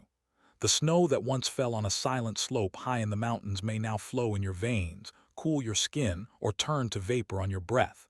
Its transformation is complete but not final. It will rise again as cloud, drift again as snow. It will forget its past and begin again. But before it goes, it leaves behind signs, landscapes shaped by its passing. The glacier carves deep valleys, U-shaped and smooth, far wider than rivers alone could create.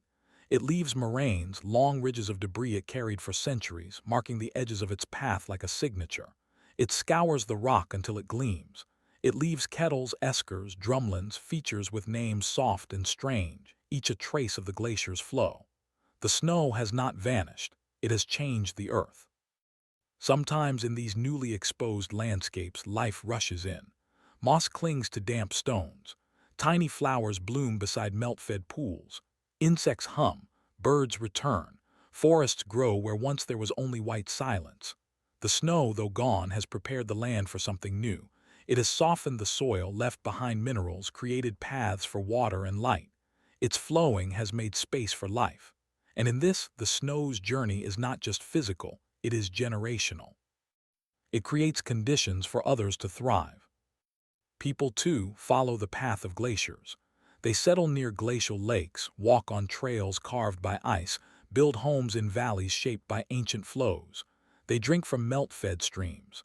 They marvel at the gleam of glacial polish on a rock. Some travel great distances just to stand upon a glacier, to feel its strength beneath their feet, to hear the soft crackle of movement deep below. They come seeking beauty or understanding or silence. And the glacier welcomes all without speech, without judgment, simply by continuing its motion. But the snow remembers. The snow, now flow, carries with it the memory of cold, of stillness, of a time when it fell from the sky and rested on the land without knowing what it would become. It remembers the weight that pressed it downward, the dark that held it close, the motion that began without noise. It remembers the crevasses and the tunnels, the caves of blue light, the songs of distant meltwater. It carries all of this as it melts, as it joins the river, as it disappears from sight. Even as it changes, it remembers. And so should we. We should remember that change need not be sudden to be meaningful. That motion does not always look like speed. That something as soft as snow can shape stone. That transformation is not betrayal of what once was, it is a deeper expression of it. The snow that learns to flow does not abandon itself, it fulfills itself. It honors its beginnings by becoming more. Now imagine, just for a moment, a single snowflake falling today. It drifts from a low gray sky, turning slowly as it falls. It lands on the high shoulder of a mountain where wind hushes and cold keeps time. It lies still. It waits. Other flakes will follow. Layer by layer, the surface will thicken. The weight will grow. Decades will pass.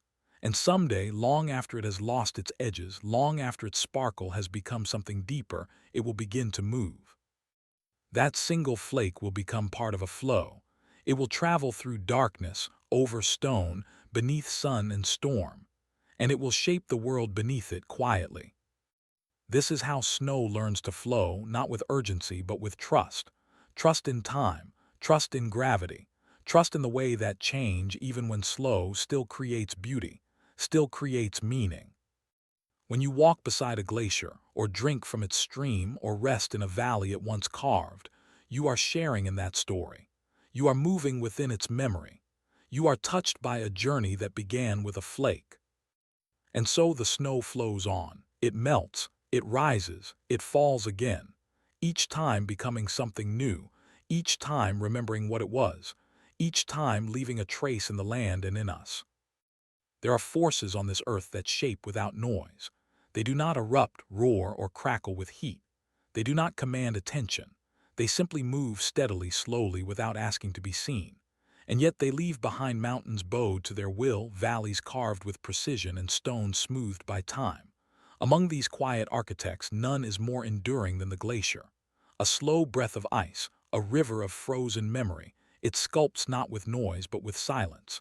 And in that silence, whole ranges are remade. To the hurried eye, a glacier appears still.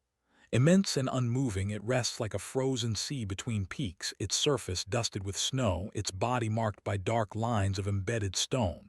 But this stillness is only the outer skin.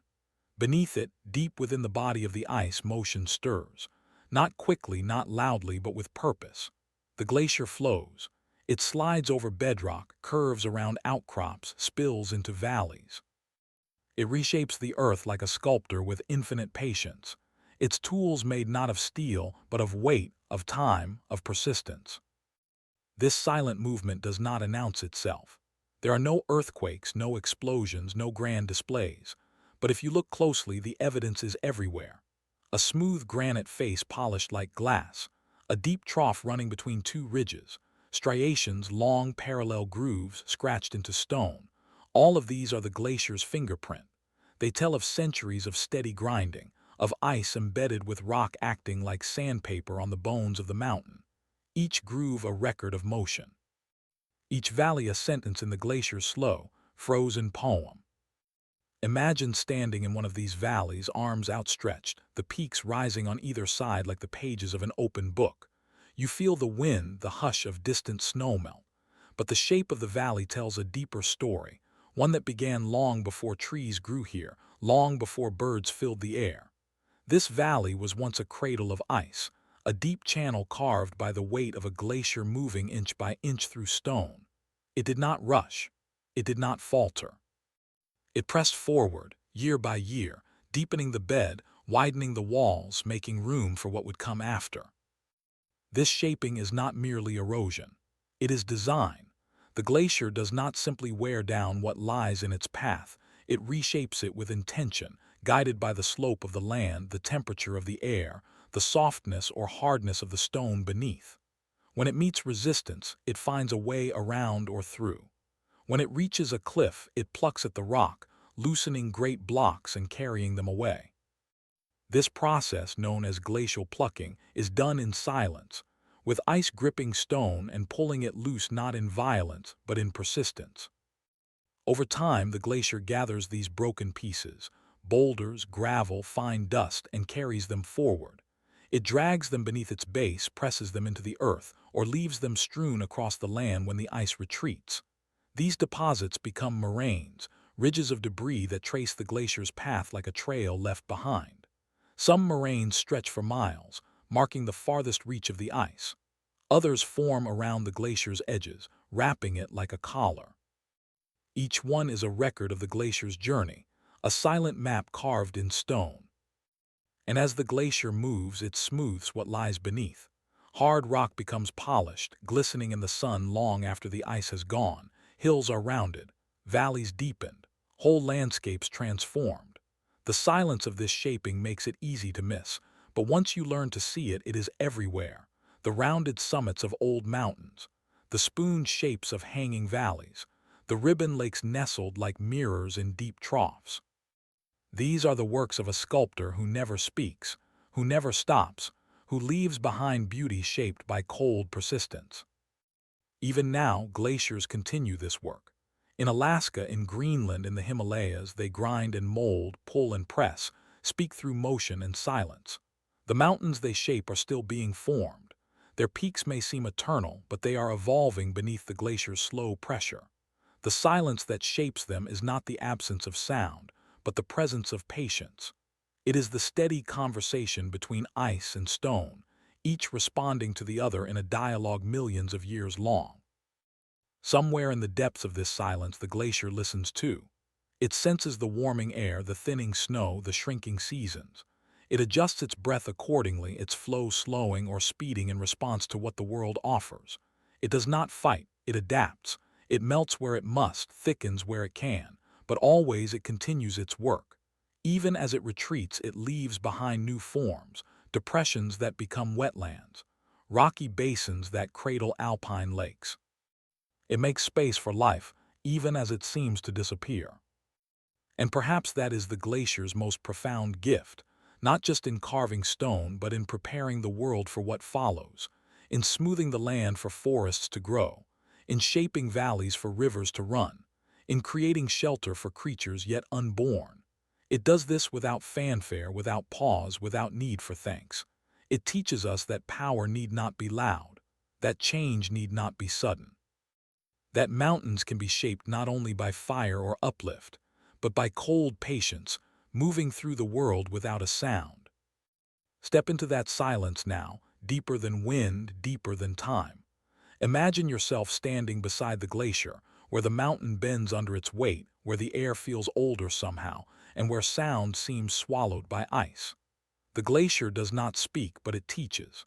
Beneath your feet, the slow slide continues, imperceptible in a moment, undeniable across centuries.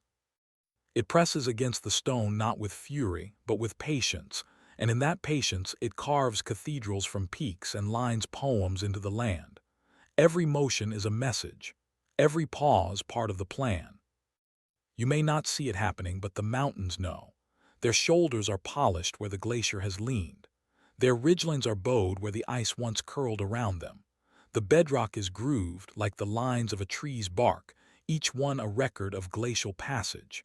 This is how the glacier speaks, not in sound but in form. It leaves behind its silence in stone, and the land carries its echo long after the glacier has gone. Consider the cirque, a bowl-shaped hollow high on the mountain's face. It looks natural, as if carved by wind or rain, but it was made by the glacier's still force. Snow collected there year after year until it compressed into ice. That ice grew heavy and began to move, scraping at the rock beneath, deepening the bowl with each pass. This is where glaciers are born and where mountains are first shaped. The silence gathers, hardens, and begins to sculpt. From the cirque, the glacier flows downward, following gravity's quiet pull. As it moves, it carries rocks frozen into its base, stones it has plucked from cliff and slope. These rocks grind against the ground beneath, creating long grooves and striations in the bedrock. They mark the glacier's journey like trails in sand, showing not just where it went, but how it moved. These marks, found even today on exposed stone, are the glacier's signature. You can run your hand over them and feel the lines of time. Sometimes the glacier encounters a bend in the valley or a sudden rise in terrain. It does not fight, it flexes, it adjusts. It flows around the obstacle or slowly wears it down. This adaptability is part of its strength. The glacier does not need to conquer the mountain. It only needs time, and in time, even the hardest rock will yield. The glacier will smooth it, round it, polish it until it glints like bone in sunlight. In its silence, it transforms the impossible into the inevitable. As the glacier descends, it pushes debris ahead of it, boulders, sand, gravel, all carried by the force of frozen movement. When the glacier slows or retreats, it leaves these behind, stacking them into ridges called moraines. These are not just piles of rubble. They are monuments to movement, quiet markers of where the ice once breathed. Terminal moraines mark the furthest reach. Lateral moraines hug the sides of valleys. Medial moraines trace where two glaciers once met and merged, their debris lines fusing like the seams of a garment stitched in stone. And then there are the erratics, boulders far from home, dropped where they seem not to belong. Carried for miles by the glacier, they rest now in meadows and fields, reminders that ice once moved here, that silence once shaped even this. Some are massive, tall as houses, others small enough to sit upon. Each one a testimony to distance, to flow, to the slow unfolding of transformation. Above all, it is the valleys that tell the glacier's story most clearly. Unlike the sharp, narrow V-shaped valleys carved by rivers, glacial valleys are wide, deep, and gently U-shaped. Their floors are flat, their walls steep, and their presence is unmistakable. Where such a valley exists, a glacier once ruled. And though it may be long gone, the valley remains as its echo, a space cleared by silence, ready to be filled with light and life. These landscapes are not relics. They are living, breathing places. Streams trickle where the glacier's tongue once lay. Alpine meadows bloom in the basins it carved. Forests grow along its former edges. Animals drink from lakes that filled the hollow it left behind. The glacier has moved on, but its presence endures. It's shaped not just rock, but possibility. And all of this happens in silence. No explosion, no roar, no blaze. Just the soft pressure of ice, the slow insistence of motion, the unrelenting patience of frozen water learning how to move a mountain. It is the kind of power we overlook because it does not shout. But it is precisely this kind of quiet strength that reshapes the world. Some people call these places scars, evidence of what once cut through the land. But perhaps it is better to think of them as memories. The glacier does not damage the mountain. It reveals it. It uncovers its curves, highlights its structure, writes its story in long, glacial sentences.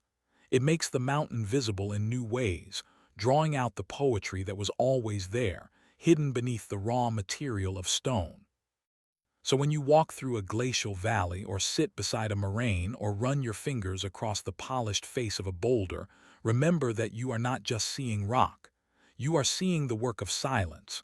You are standing inside a story that was never told in words, a story carved in patience, in cold, in time. The glacier's work is never rushed. It is measured by centuries, not days. It is a language of waiting, of staying, of shifting the world without needing to be seen. And when you step into that silence, you may begin to understand it too, not as emptiness, but as presence. Not as absence of sound, but as fullness of purpose. The glacier teaches us that to change the world, you do not need to be loud. You only need to keep moving, even if no one sees. And now we come to the last echo of this quiet force, the soft exhale of the glacier as it steps back from the mountains it once embraced. It does not retreat in anger nor collapse in ruin, it simply lets go. With each degree of warmth, with each shortening winter, the glacier begins to release the land. What took centuries to shape begins to reemerge, stone by stone, basin by basin. Yet even in its retreat, the glacier continues to shape. The silence has not ended. It is simply shifting, flowing into new forms, new places, new stories. The ice begins to thin. The surface lowers. Crevasses that once ran like threads across its back now deepen into scars. Meltwater trickles across the glacier's skin, forming rivulets that dive into moulins, carving blue spirals down into its heart. Beneath, the hidden rivers swell. The base becomes slick. The glacier glides faster for a while, then slows, then fractures.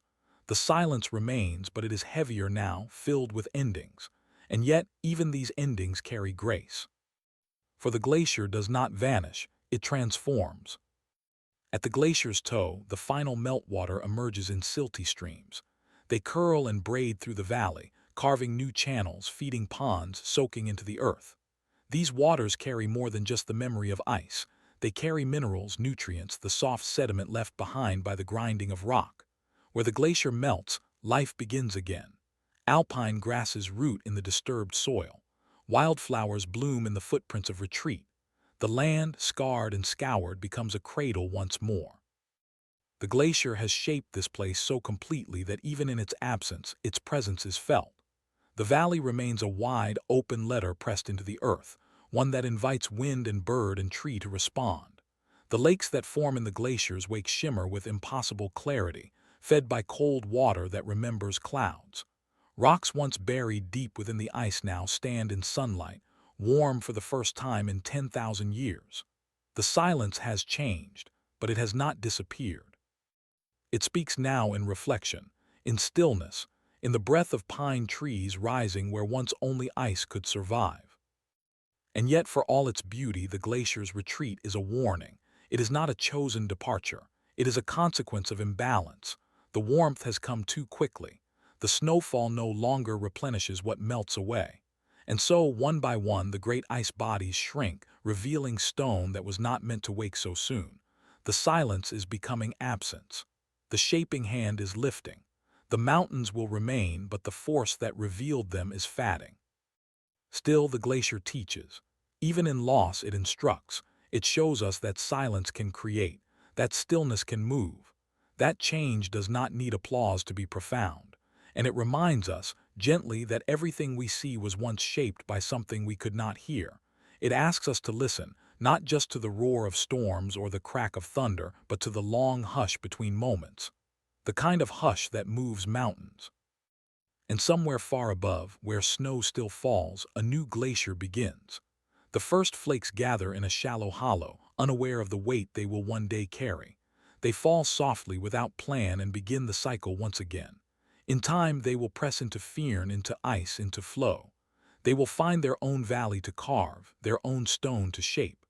They will speak again in silence, writing their story not with sound but with presence. The mountain will wait. It has always waited. It understands that the shaping will come even if it cannot hear it. It trusts the glacier to return. And in the meantime, it remembers the soft pressure of ice, the cold breath of patience, the slow, unceasing gift of form. And we, too, are shaped by that same force. Perhaps not with ice or stone, but with time, with silence, with moments of waiting. We are carved not only by what happens, but by what lingers. We are molded not just by the loud, but by the steady. The mountains inside us are not raised in fire, but by the soft, faithful pressure of something moving slowly through the soul. So let the glacier flow, let it retreat, let it begin again. Its silence will remain, in the land, in the wind, in us. There is a light that lives where no sun reaches. A color so deep, so quiet, that it seems to hum rather than shine. It does not flicker. It does not dazzle, it simply is. You find it not in the sky or the sea, but within the heart of a glacier, pressed beneath centuries of snow, folded into the crystal skin of ice. It is not placed there by fire or flame, but by time, by pressure, by the slow alchemy of snow becoming memory. This is the blue light inside the glacier. It glows softly from within, untouched by weather or clock, a silent lantern buried beneath the weight of years. Step into the crevasse and you see it, walls of blue glowing with a purity that seems otherworldly. The deeper you go, the richer the color becomes. Pale blue shifts to cobalt, cobalt to sapphire, sapphire into a darkness so vibrant it feels lit from inside. You are no longer just in ice. You are inside a cathedral of frozen light where every surface reflects something ancient. The light does not come from outside. It is born in the ice itself, shaped by the way it bends the spectrum, swallowing reds and yellows, letting only the bluest blue survive. What remains is the essence of cold and time. This blue is not a trick. It is not a reflection of sky or sea. It is the truth of how light travels through matter made over millennia. The older and denser the ice, the deeper the blue. Each layer above presses the light into finer hues. This is how the glacier reveals its age, not in numbers but in color. Fresh snow is white, soft, and airy, scattering all wavelengths of light. But snow that has become firn and firn that has become solid ice begins to shift. The air is squeezed out. The crystals fuse. The light begins to tunnel, and in that tunnel blue is born. To stand inside that blue is to feel the weight of the planet's breath. There is a hush here thicker than silence. Your voice falls flat. Your movements feel distant. The ice presses in not to harm but to hold. You are wrapped in cold memory, in ancient water stilled into geometry. You begin to notice the patterns, air bubbles like stardust, long strands of sediment, flecks of ash from ancient volcanoes. Each mark is a whisper, each shade of blue a decade. You are no longer in the present. You are surrounded by what the world was and still is. The deeper you go, the older the ice. The bluer the walls. Light itself begins to struggle. Your eyes adjust, but they cannot catch all that's hidden here. It is not darkness that surrounds you, but compressed color, too pure, too constant to be seen fully. Scientists have studied this blue with lasers and lenses, measuring wavelengths, analyzing impurities, capturing photographs. But no tool can hold what it feels like to simply stand within it. The blue inside a glacier is not just a sight, it is an experience. It enters through the eyes but settles in the chest, in the breath, in the space between thoughts. This light is not still. It moves as the glacier moves. It shifts with the cracking of ice, with the tilt of seasons, with the creak of pressure building and releasing. Sometimes a shaft of sunlight from above finds its way into a crack and the blue bursts into brilliance, glowing like liquid gemstone. Other times everything remains dim and the glow is quiet like a candle beneath frost. Both are beautiful. Both are true. The glacier does not perform. It simply reveals if you are willing to enter its silence. Not all glaciers show this blue. Some are covered in snow, their surfaces reflecting back only white. Others are clouded with dirt or ash or melt. But even in those, the blue still exists, hidden beneath, waiting. It is a secret that ice keeps, a treasure it holds close, visible only to those who step inside. To the climbers, to the scientists, to the quiet wanderers who enter the moulin or the crevasse, the blue is a reward, not for daring, but for slowing down enough to see what endures. And what endures is not just color, but clarity. Glacial ice is some of the clearest material on Earth, formed without bubbles, without flaw. In its depths, light travels farther than in most liquid water. It behaves differently, moving like thought through stillness, bending and stretching until only the purest tones remain. This is why blue survives. It is not the loudest, but the most patient. It does not break through. It seeps, it rests, it waits. There is something else you feel standing in that blue. A sense of being inside the memory of water. Of being held in a dream older than your own life, older than your language. The glacier does not care that you are there. It does not change for you. And yet, in its indifference, it offers a kind of peace. You are allowed to witness. To feel small in a way that is not humiliating but holy. To see light that never needed to be seen but shines anyway. This light teaches not through words but through presence. It reminds us that beauty does not require attention. That change does not require speed. That time when given space becomes color. The blue is a marker of everything the glacier has become, every snowfall, every press of weight, every year passed without melting. It is the physical evidence of endurance, of quiet transformation. And perhaps deep down this is why the blue moves us. Because we, too, are shaped by years we do not see, by pressures we cannot name, by layers of memory pressed one upon the other until we begin to glow in ways we do not notice but others sometimes do. We carry our own kind of light, soft, buried, old, and sometimes, when we are still enough, someone else steps inside and sees it. The glacier glows because it remembers, and in that remembering it becomes luminous. Let us now sink deeper into that blue, not as observers, but as quiet companions to its ancient glow. Inside the glacier, the light does not just reflect, it absorbs, it settles, it lingers. You begin to notice how it wraps around silence, how it softens shadows, how it seeps into the cold itself. There is no horizon here, no sunbeam to chase. Just endless layers of ice, each folded into the next, each catching a trace of light and turning it into something deeper. The color seems to hold a pulse, not of life as we know it, but of time itself, compressing years into hues, pressure into glow. Here, surrounded by the glacier's quiet interior, your sense of scale shifts. You no longer think in hours or seasons. You begin to understand centuries as moments. You begin to feel the weight of snowfalls from civilizations ago pressing gently around you. And yet, in this immense history, nothing feels heavy. The ice cradles the past without tension. The blue light reflects not sadness but stillness, not loss but presence. It shows you that the past is not gone. It simply lives here, in forms too slow for the eye, too wide for the map. Every layer of this ice is a year. Some layers are thick when snow was plentiful. Others are thin, etched by drought. Between them lie faint traces of ancient fires, tiny flecks of soot, stardust from distant volcanoes, pollen from forests that no longer exist. They rest inside the ice like whispers, held perfectly still for thousands of years. And through all of this, the light keeps moving, bending, and shifting, seeking the paths of least resistance, much like the glacier itself.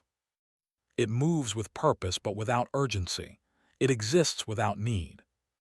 As the glacier thickens over centuries, the air within is squeezed out, and the remaining crystals grow in size and clarity. The result is ice so dense, so pure, that it no longer scatters light, it channels it. Longer wavelengths like red and yellow are absorbed early, taken in by the surface. Only the shorter wavelengths, especially blue, travel deeper, bouncing through the maze of molecules until they radiate outward like a soft breath. The more ancient the ice, the deeper the blue. It is a visual translation of age, of depth, of patience made visible. The deeper you go, the more the light becomes something you feel rather than see. It enters your awareness in layers, wrapping your thoughts in cool calm. Even your breath slows. You become aware of your heartbeat, not because it races, but because it echoes through this soft hollow where everything has been waiting. The glacier's blue is not a background. It is the story itself, told without sound, told through the language of absorption and stillness. It is the glacier's memory turned radiant. Scientists have long studied this light not only for its beauty but for what it reveals. They extract ice cores, long cylinders drilled from the heart of the glacier, and shine light through them in controlled labs. By measuring how the light travels, they can tell how old the ice is, how dense, how clean. But what they discover is not just data. It is poetry. The bluer the core, the more years it holds. The more perfect the transparency, the more faithfully it has preserved the air, the snow, the rhythm of seasons long vanished. These cores become instruments of remembrance, vessels of light frozen into time. Some of these cores are sent to deep freezers beneath mountains, preserved like scrolls in an icy archive. Others are sliced and studied, each piece a glimpse into a forgotten year. And still, the blue remains, not just in the ice, but in the minds of those who witness it. For once you have seen it, you cannot forget. It becomes a part of your palate, your memory, your sense of what the world is capable of holding quietly inside itself. In certain caves beneath glaciers, where ice has melted and refrozen in slow breaths, the light can become even stranger. Refractions dance along the walls like northern lights trapped in sculpture. Some explorers report feeling disoriented, as if they were underwater or inside a dream that is both heavy and weightless. And maybe they are. For the blue here is not a color, it is a place. It suspends the rules of space, offering a glimpse of the eternal wrapped in the delicate skin of ice. And then there is the silence. It is not the absence of sound, but the presence of stillness. In this deep place, even the drip of meltwater feels sacred. Even the shifting groan of distant ice seems softened, rounded by the blue. You begin to realize that light here is not just something to see, but something that carries memory forward. That keeps time without ticking. That tells stories without words. The glacier's glow is its breath, held for thousands of years and now gently released. To witness this glow is to witness time folded into space. It is to understand that the glacier is not just a frozen river, it is a moving library. Each wavelength of light carries with it the shape of the world as it once was.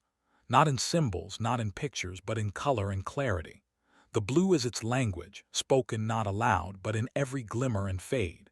It speaks of storms and silences, of cold years and warm ones, of skies clearer than we've ever seen. There is humility in this place. The glacier does not care who sees its beauty. It shines whether we look or not. It glows without applause. It teaches that true brilliance does not require witness, that endurance is often quiet, that what shines the longest is not always what burns the brightest. The glacier's blue is not a shout, it is a breath, a long, cool breath held in the chest of the earth. And perhaps in seeing it we remember our own inner light, the one shaped not by fame or fire but by time, the one that grows in silence, the one that waits for stillness, the one that, like the glacier, carries the past forward, not as burden but as glow. Now we emerge from the heart of the glacier, not by stepping outward but by sinking more deeply into what the blue has shown us. For this light, so soft and patient, is not something we leave behind, it is something we carry. As we drift toward the glacier's edge, where the ice begins to thin and the light begins to fade, we realize the glow was never about illumination. It was about memory, about how light holds on even when everything around it begins to melt, even when the shape that once held it starts to vanish. At the terminus of the glacier, the blue light becomes less saturated. Sunlight touches the surface more often. Meltwater pools and reflects the sky above instead of holding the deep tones of inner ice. The glacier, still breathing but slower now, exhales softly into streams and silty lakes. The blue has done its work. It has guided, preserved, transformed. Now the glacier begins to release not only water, but all it has held: air from older skis, particles from distant lands, and the slow, pulsing glow of centuries compressed into color. Still in the deepest cracks, the blue remains. It lingers like a whisper, caught in shadowed crevasses, tucked beneath fresh snow. This is where the light waits, not gone but hidden, the way a candle might hide behind cupped hands. Even as the glacier retreats, even as its mass lessens and its edges collapse into melt, the core holds on to its color. And it will until the very last layer is warmed, until the last shadow is opened to the sky. But this is not an end. The light does not stop simply because the glacier shrinks. It changes form. It rises in vapor. It moves in rivers. It refracts again in lakes that form where the glacier once stood. It feeds trees, reflects from stones, slips into the sky as the glacier's final breath. It becomes part of the water cycle, part of the clouds, part of the rain. And when that rain falls on a high slope, it might freeze again. It might gather with other flakes, settle quietly, and begin the journey once more. In this way, the blue light is not trapped in ice, it is carried in motion, and its beauty is not lost, only translated. The same light that once glowed inside the glacier now gleams in dew on a wildflower petal. It catches in the curve of a stream. It scatters across the wings of an insect. The glacier may fade, but the blue remains, finding new places to rest, new surfaces to shape. This is the glacier's true brilliance. Not that it glows, but that it teaches light how to move through time, that it shows us how to carry clarity even as we change. And just as the glacier teaches light, it teaches us. We too are shaped by pressure. We too grow quieter over time. We compress memory into places no one sees. We endure. And sometimes, in moments of deep stillness, we shine, not loudly but completely. There are people who study this light with scientific eyes. They measure the absorption spectrum, the depth of hue, the optical clarity of different ice layers. They name the wavelengths, calculate the scattering, write papers that try to explain what the blue is.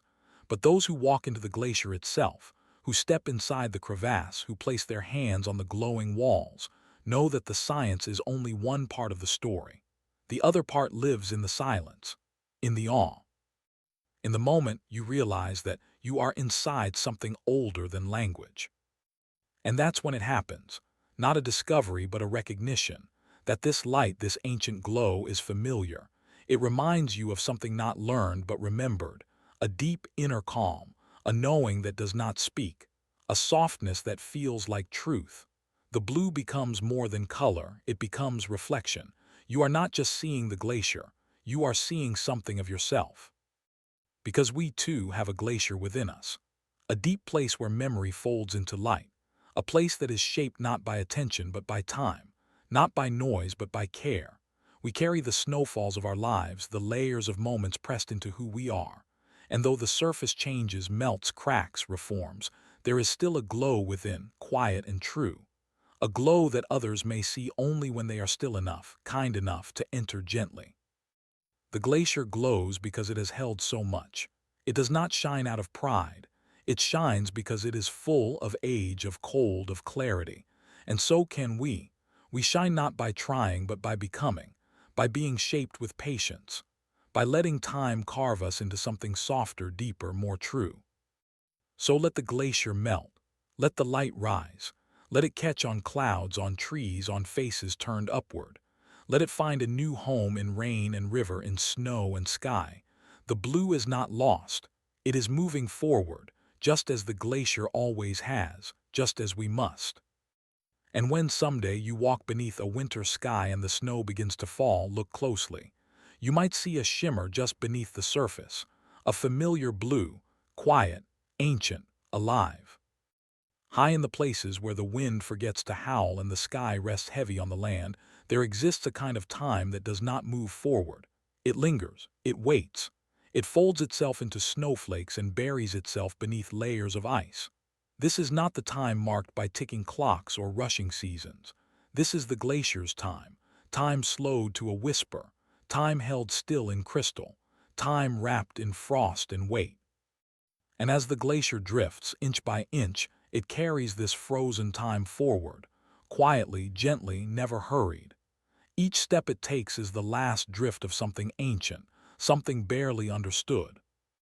This time began long before us, before towers and satellites, before ink, before breath. It began when snow first learned how to wait. Flake upon flake it fell, not with urgency but with intention. It gathered in valleys and on mountain slopes, it rested in shadows where the sun could not reach. It thickened, it compressed, and what began as a moment in the sky became a monument of time on earth. The glacier grew not by force but by accumulation, its age measured not in years but in depth. Within the glacier, time is stored like breath held under water. Air bubbles capture the ancient sky, samples of atmospheres that no longer exist. Layers of ash tell of long quiet volcanoes. Dust reveals deserts that now bloom. Pollen whispers of forests long gone. The glacier keeps all of it without comment, without judgment. It does not analyze or explain. It simply remembers, and it remembers not in words or numbers but in layers and weight and stillness. You can see this frozen time when a glacier calves into the sea, revealing brilliant bands of blue and white and gray. Each line is a moment, a year, a shift in the world. You can feel it when you step onto the ice and it groans beneath you, a sound not of weakness but of slow movement, the sound of time adjusting its grip. The glacier is not rushing toward the future. It is dragging the past with it gently, inch by inch, toward the light. And though it moves, it does not change quickly. A single snowfall at the top may take hundreds of years to reach the glacier's toe. By the time it melts into a stream, the world it came from may be gone. And yet, the snow remains loyal to its purpose. It melts only when the glacier says so, only when the journey is done. This is what makes the glacier sacred, not just its mass or its cold, but its devotion to time. Somewhere deep in this frozen mass, time does not pass in the way we know it. It deepens, it rests. And if you are quiet enough, if you place your hand against the ice and close your eyes, you can almost feel that stillness pressing into your skin. It is not lifeless. It is alive in its pause, a heartbeat slowed to the pace of continents, a breath drawn in and never quite let go. Scientists speak of these glaciers as time capsules, and they are, but they are more than that. They are time itself, stretched and layered and pressed into form. They are not merely objects that hold history, they are history still in motion. They remind us that not everything valuable must move quickly, that some truths are revealed only through patience, that some stories are best told in silence. You may find yourself walking across the glacier, its surface wind-scoured and uneven. Each step you take is on the back of a century. The ice beneath your feet may have formed before your country existed, before your ancestors dreamed. And yet it carries you. It holds you without question. The glacier does not demand reverence, but it inspires it. It reminds you that you are small but not insignificant, that you are temporary but still part of a much longer story. The air above a glacier is unlike any other. It feels clean not just in scent but in memory.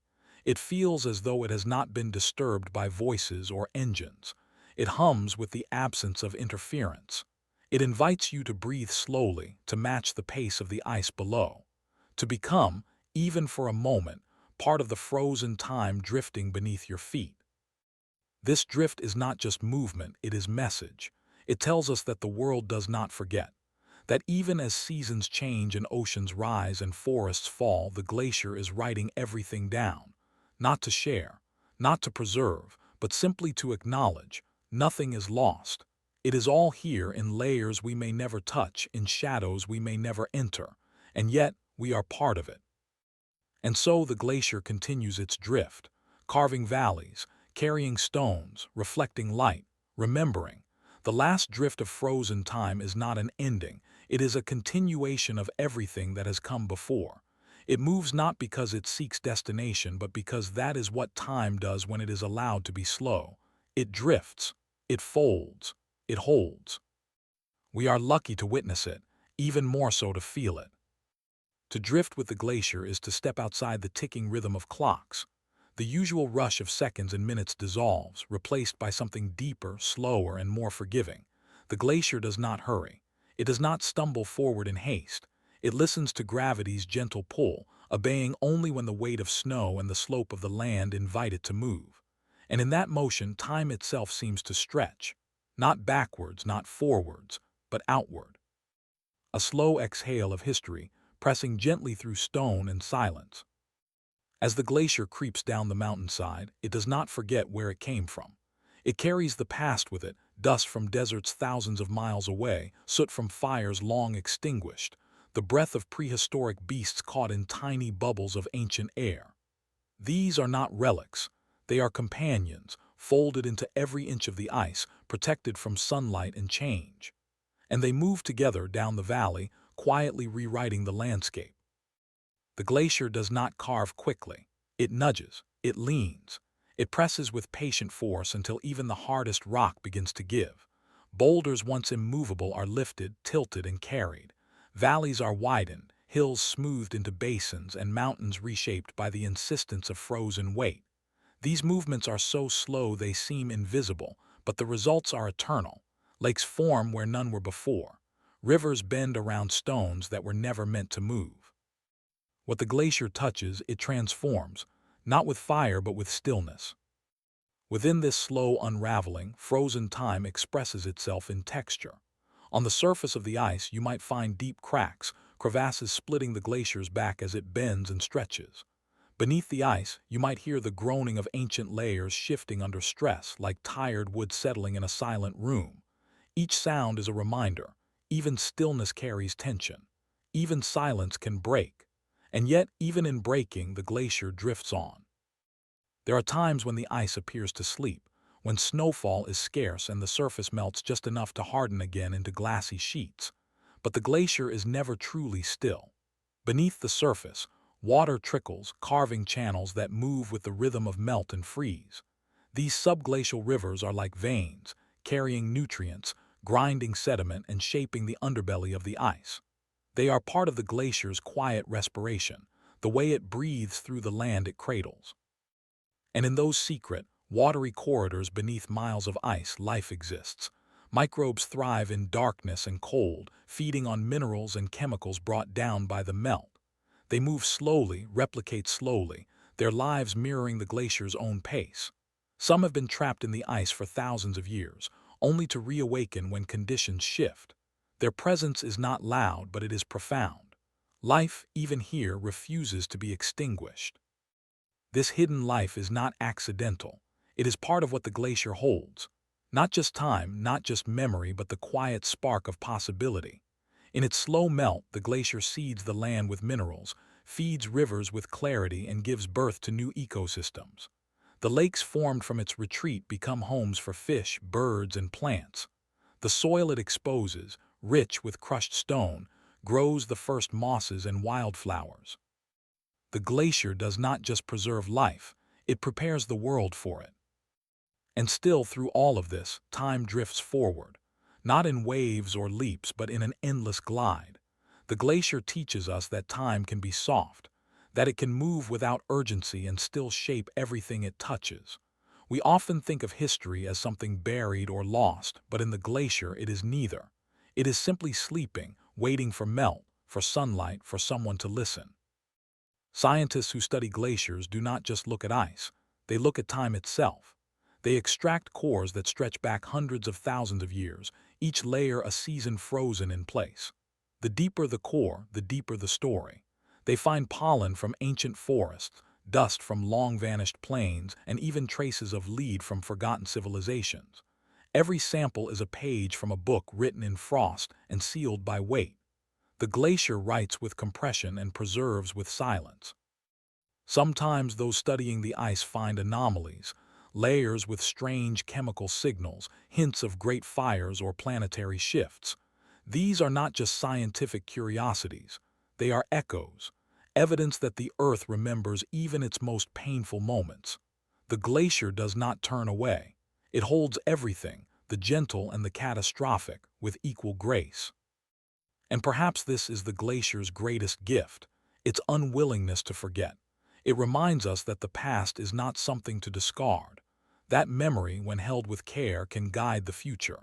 That even in retreat, something can still give. The glacier gives shape to land, life to water, and time to us, if only we are willing to receive it. In a world so often rushed, the glacier slows us. It invites us to sit beside it, to feel the cold not as emptiness but as presence, to recognize that some stories require centuries to tell, that some beauty is invisible until it moves, that some truths cannot be hurried. The glacier does not demand we stop, it simply asks that we notice. And so we drift with it, not to reach an end, but to feel what it means to move without urgency, to be changed by time instead of chasing it, to remember that we, too, are part of this long unfolding, a quiet line in the poem written by the earth itself. Now the glacier reaches the place where the land begins to remember warmth. It does not end with a fall or a crash. It ends with a sigh. The final drift of frozen time is not a grand finale. It is a soft unraveling, a slow release of what has been held for so long. The glacier melts not in defeat, but in offering. It lets go of water that has waited centuries. It surrenders air once exhaled by forests long gone. It dissolves into streams that wander downward, into rivers that feed valleys, into clouds that will one day return as snow. Time, once frozen, begins to flow. And yet, even in its melting, the glacier continues to shape. The water that emerges from its edge carries the fingerprint of stone. It rushes over moraine, carving new paths, creating deltas and oxbows. The sediment, fine and rich, settles into fields far below. Life begins to bloom there, grasses first, then shrubs, then trees that root in the memory of ice. The glacier's final gift is fertility. It does not just leave emptiness behind, it leaves promise. But this retreat is not entirely gentle. In some places, the ice melts too fast. Lakes form where there were none, dammed by fragile walls of ice and debris. When these walls fail, floods race down valleys, erasing forests, swallowing homes. The glacier, once a quiet keeper of time, becomes a sudden force of destruction, not by intention but by imbalance. The warming has come too quickly. The glacier cannot hold, and so time once perfectly preserved is unleashed in torrents. Even so, the glacier does not rage. Its silence remains. In the stillness that follows the flood, in the damp earth and broken stones, its story is still present, and those who listen can still hear it. In the cry of birds returning to new lakes, in the hush of fog drifting over fresh soil, in the hush that follows the storm. People return to these places, some to study, some to mourn, some to wonder. They walk along the lines where the glacier once stood, measuring its absence in footsteps. They plant flags and place markers and take photographs to show what was once there. But the glacier does not need monuments. Its story is written into the land itself, into every U-shaped valley, every polished boulder, every stream that carries silt into the sea. And now, with its body thinned and its edge in retreat, the glacier still teaches. It shows us how to let go slowly, how to give back what has been held, how to remain meaningful even in change. For the last drift of frozen time is not only a farewell, it is a continuation of light, of water, of rhythm. What once was still now moves. What once was buried now returns to the sky. In the core of that transformation lies a question. What do we do with the time we are given? The glacier held its time with care. It stored it in crystal. It shared it in silence. Now that it is melting, it hands that time to us, not in blame, but in trust. We inherit the memory. We carry the story forward. The glacier fades, but its truth remains. And perhaps in this fading there is something to learn. That permanence is not the same as presence. That even as the glacier disappears, it continues to give shape. That even in absence, it leaves fullness. The lake where it once stood will host birdsong. The stone it dropped will hold heat for a lizard in spring. The trail it carved will lead a traveler home. To stand at the foot of a dying glacier is to witness the fragility of everything we thought eternal, but it is also to witness grace. The glacier does not fight its ending. It continues to flow, to melt, to nourish. It trusts the world to carry what it has given, and so it sinks into the earth, not erased, but returned. Its breath becomes our breath. Its water becomes our river. Its silence becomes our stillness. And so the last drift of frozen time is not lost. It lives in the shape of mountains, in the curve of lakes, in the rhythm of rain. It echoes in the minds of those who listened. It glows faintly in the memory of blue light. It rests, finally, not in ice, but in us.